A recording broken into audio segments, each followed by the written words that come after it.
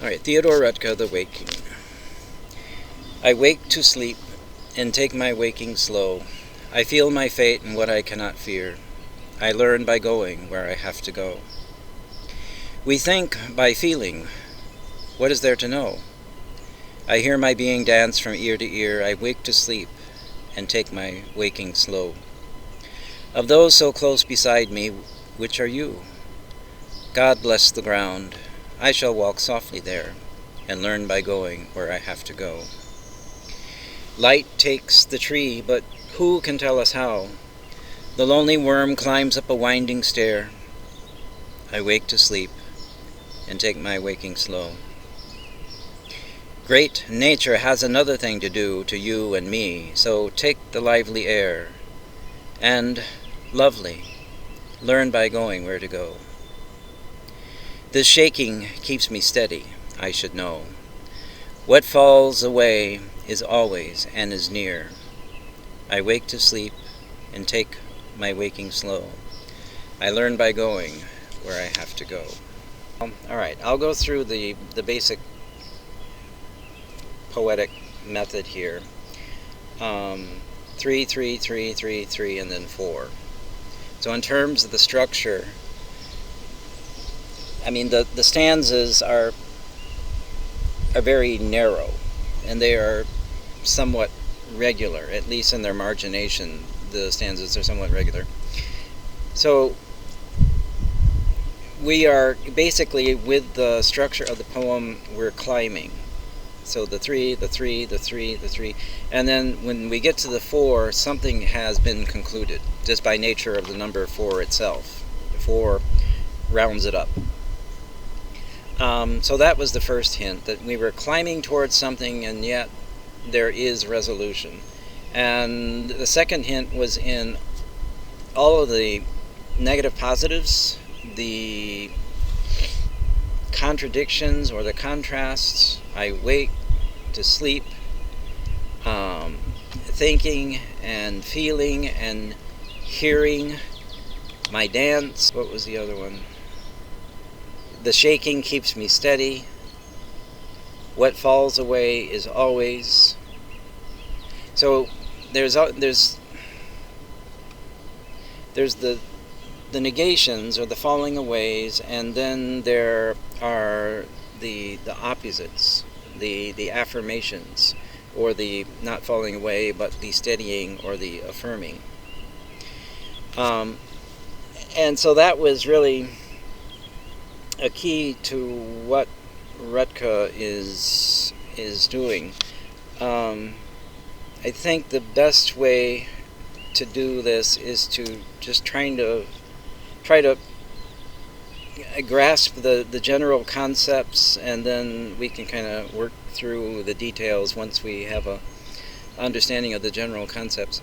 The first struggle was I wake to sleep. So we had two possibilities there. It's either subject, verb, infinitive, or subject, verb, preposition, object of the preposition. So I wake, infinitive, in order to sleep, or I wake to the reality of sleep. Okay, so of course I decided that it was both, because that's what poets do. They like to drive people crazy.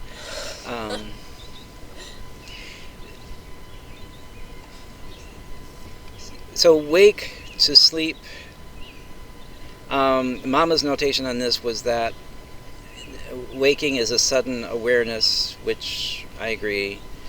Now, is he waking to this reality, the reality of sleeping? Or that would be the preposition and the object of the preposition. Or is he waking in order to carry out the process of sleeping? I'm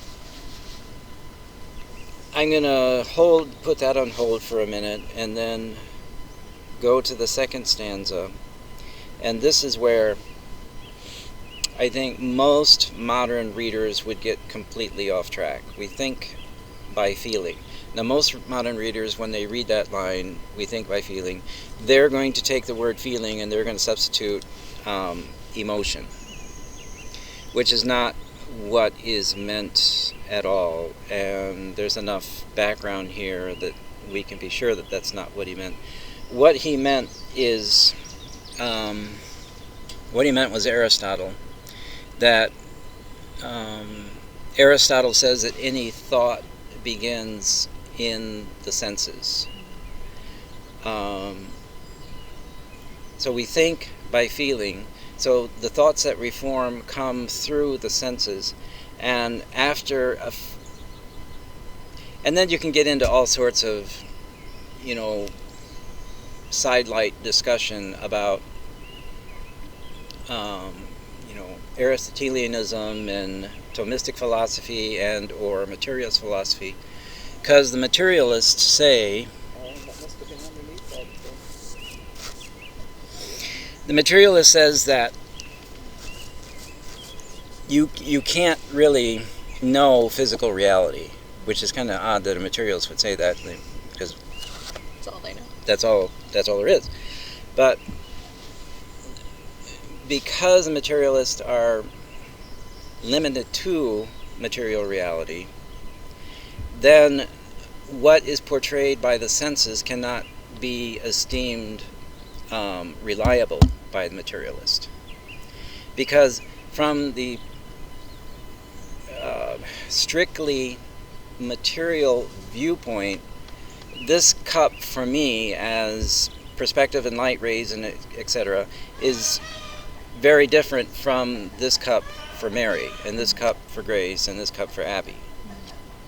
So I'm seeing one cup, and she's seeing another cup, and oh, there is no cup.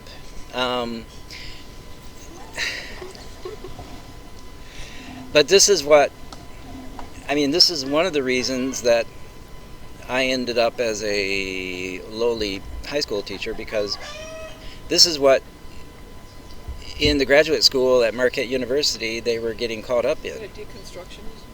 It's called reception theory. Reception theory in literature says that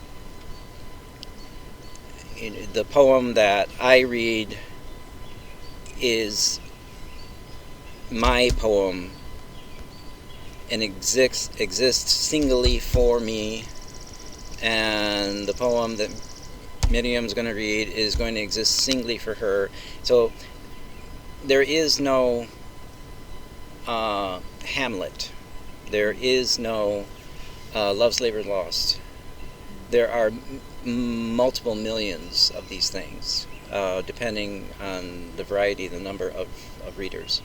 So that's kind of the literary take on materialism. But Aristotle says, no, the senses bring us essences. And because the senses bring us essences, then I can look at this even from my limited material perspective and say, that's cup. And she can look from her limited perspective and say, yes, that is cup. So the fact that we can name humanly bonds us. So we think by feeling, and then with all of that kind of background in mind, that's why he goes to the next question. So what is there to know? So can I know essences? And he says, and this was the line that I still haven't really resolved, I hear my being dance from ear to ear. So I tried to follow my own rule of starting with on the absolute literal level, which is what literature art wants us to do, because it's all sacramental. You got to start with the thing in and of itself, and you got to beat it to death until you find out where it's going. I hear my being dance from ear to ear. So I said, all right, Ted, dance is visual. It's primarily visual. There's no direct experience of the dance that our experience of the dance is secondary, and our experience of the dance is somehow intuited. And intuited where? It's intuited from ear to ear. In other words, it's intuited in the mind.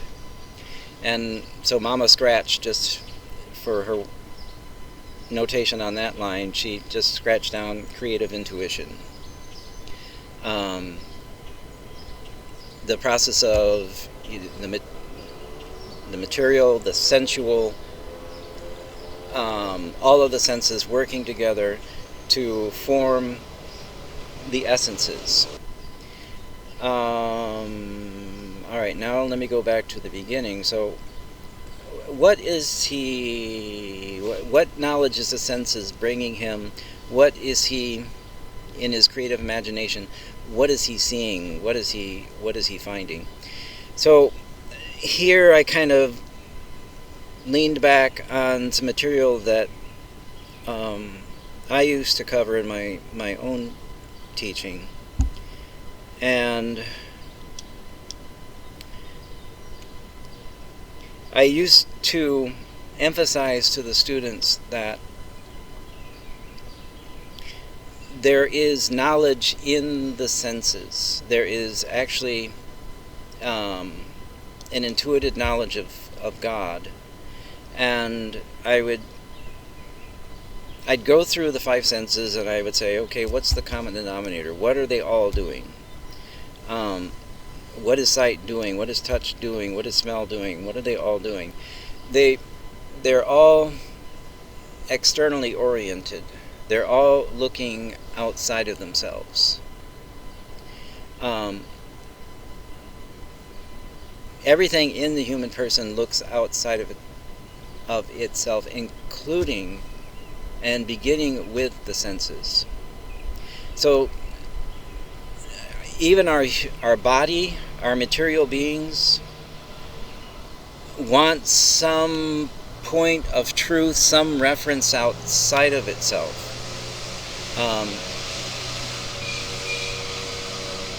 So the human person is not built for self-reference. And then the next step is that the senses are not impartial. Your senses have a way, at least when you're young and you're fresh and you're unspoiled, your senses have a way of knowing what is good and beautiful from what is ugly. So when you are a 6-year-old, you still have that capacity for that old-fashioned virtue that we call awe, and you still have the capacity for wonder, and it's awe and wonder come through the senses. So when you're 6 years old and you take that first family trip and you're driving through the Smoky Mountains, through the Appalachians, and it's very, very odd, but certain colors and certain light rays make an effect in you. And materially speaking, there's no reason why that should be. When you listen to the Tchaikovsky Serenade for Strings or something like that, it's just wavelengths, it's just vibrations. Why does that cause a response in the human person when your dog just stays asleep in the corner and pays no attention whatsoever?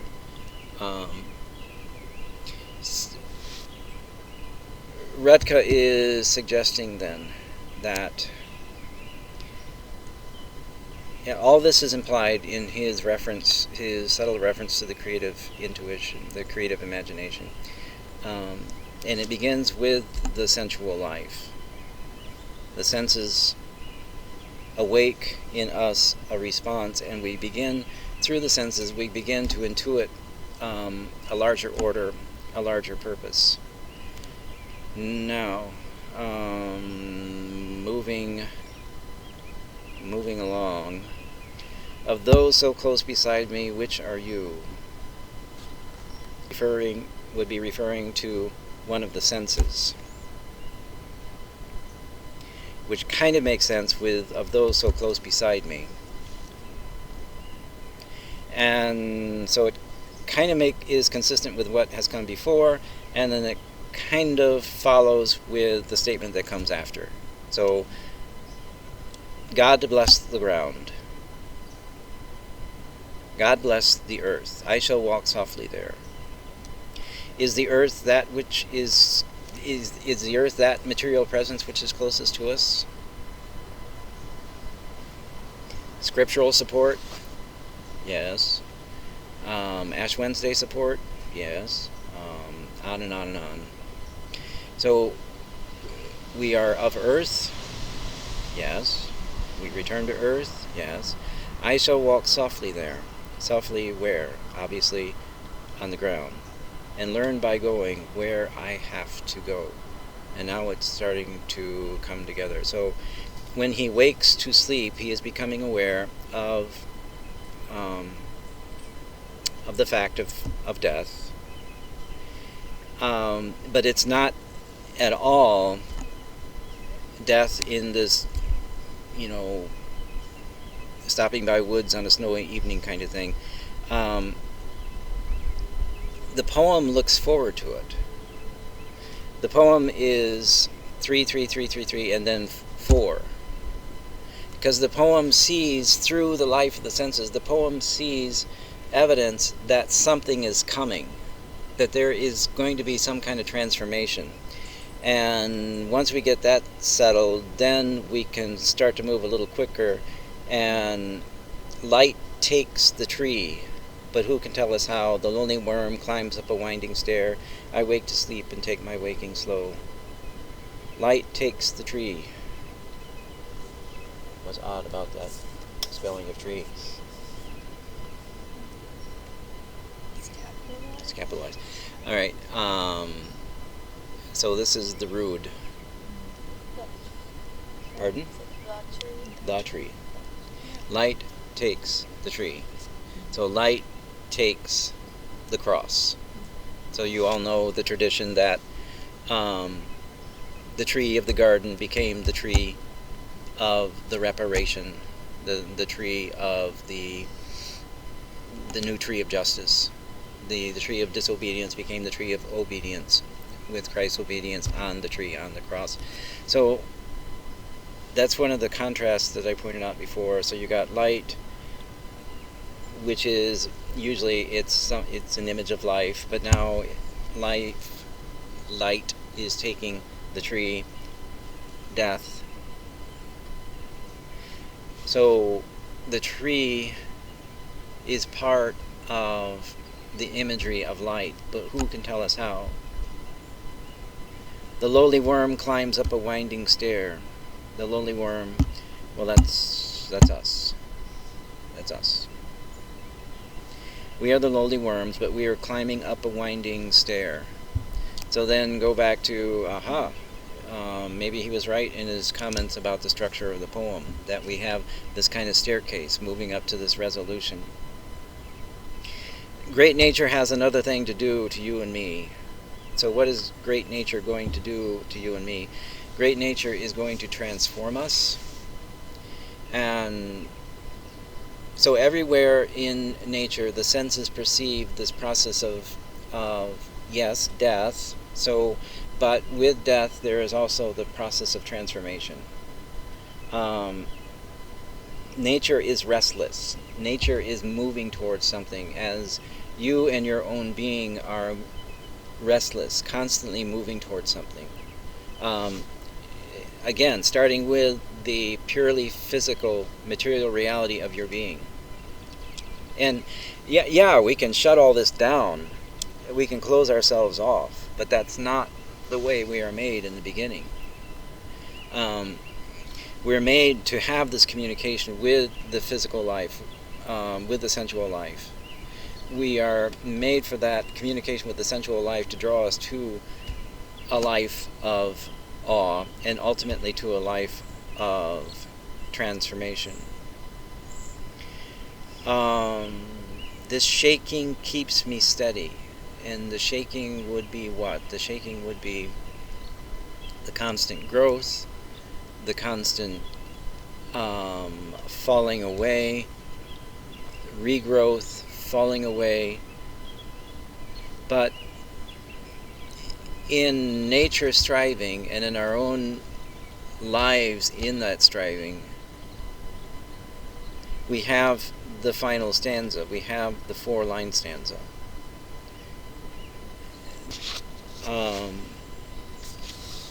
Now for the real fun, which is 905. So Mama wrote this, I guess, in the 50s.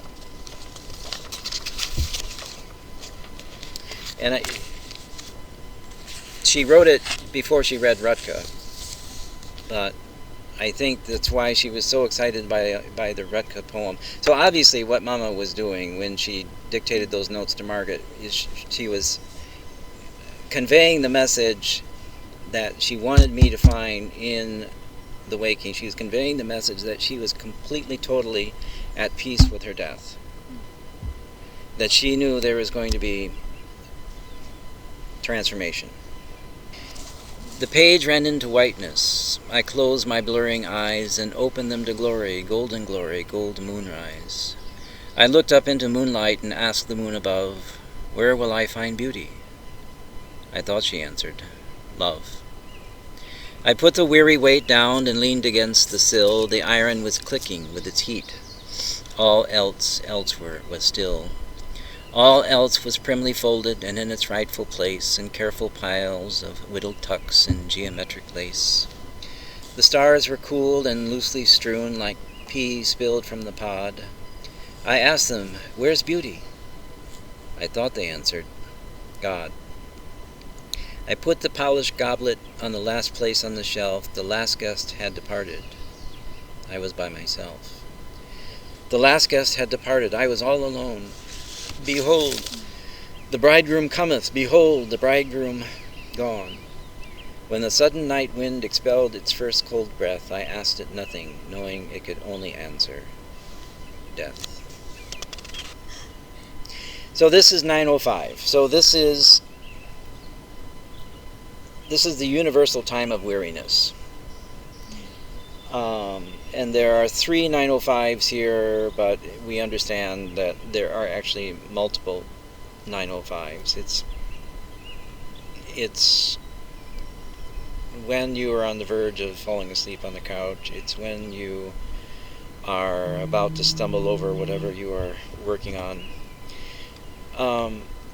So in the first 905, the speaker is reading. The page ran into whiteness. So, reading, but in the weariness, the words just start to blur together. She closes, or the speaker closed my blurring eyes and opened them to glory, gold moonrise.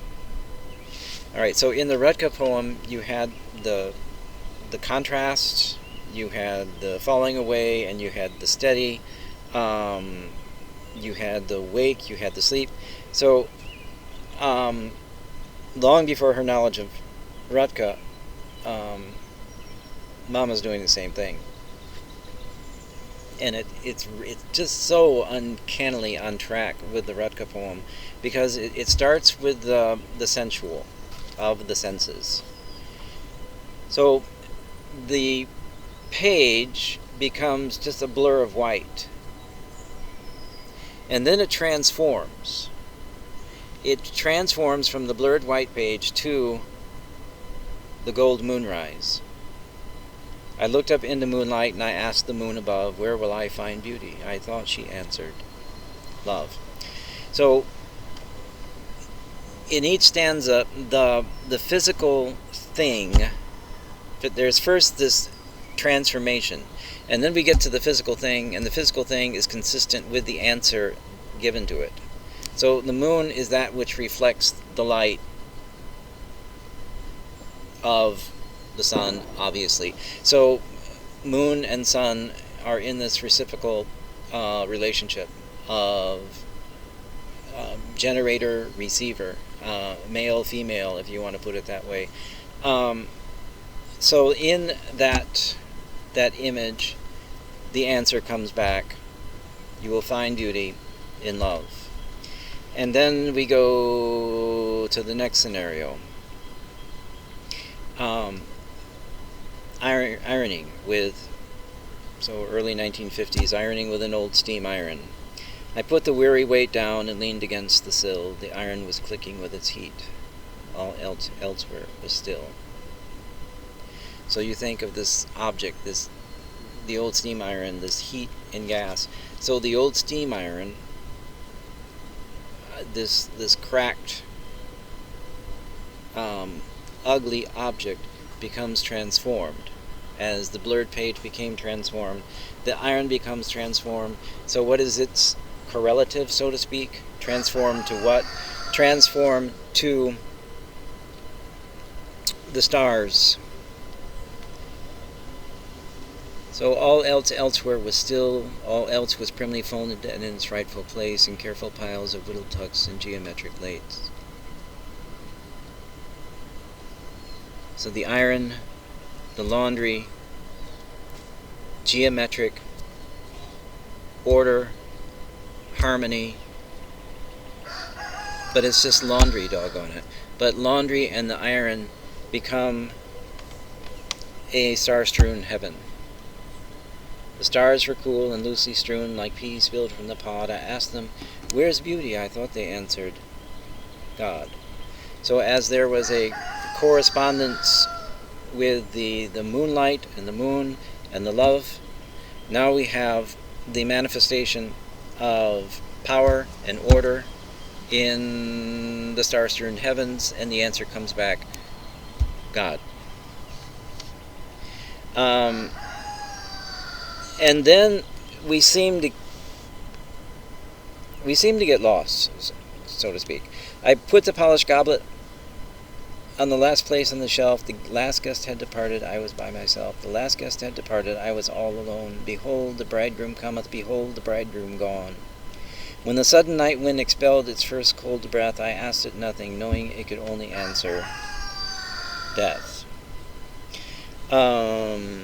So they've had some people over. There is the last guest leaves, a little gathering. So the last guest becomes the bridegroom. So again, the very ordinary, the very cracked and broken, your basic human experience becomes something transformed.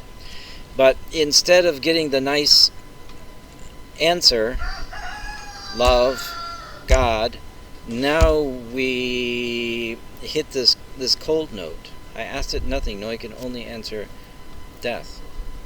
But it's not the cold note. I mean, that's the point. It's as object number 1 was transformed, and as object number 2 was transformed, this is also going to be transformed. So the pattern sets up, and when you read literature, when you read art, you simply obey the pattern, even if you don't like where the pattern leads you.